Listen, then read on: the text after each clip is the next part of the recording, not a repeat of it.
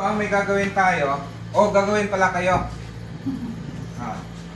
Washing machine na dual tab. So merong wash, merong spin.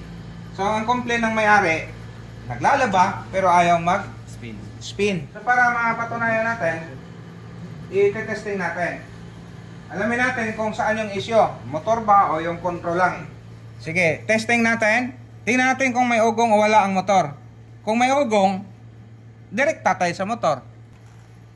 Ayan, may ugong oh. So pagka ganyan, huwag natin pabayaan. Lapit doon. Ilaw. Ugong. Okay, huwag natin pilitin na ugong. Tingnan natin kung anong dahilan bakit umugong.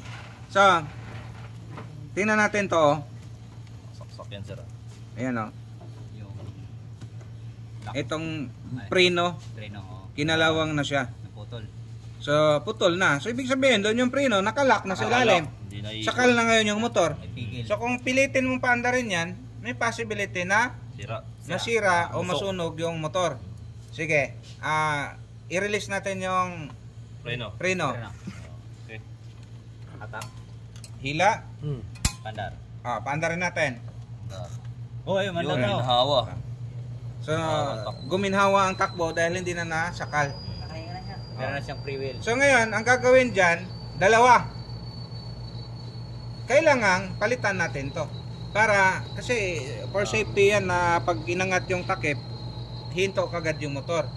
So, yung iba naman, ang ginagawa, siyempre, sabay na sa malinis ng pera, i-apply yung katam, talian na lang doon o tanggalin yung spring para pre-wheeling lagi. Pre-wheeling, Ayan. So, ang dapat gawin natin ay ibabalik to kung ano yung original niya. Palitan na. Ayan, lagyan na ng panibago dahil naputol nga yan, di ba?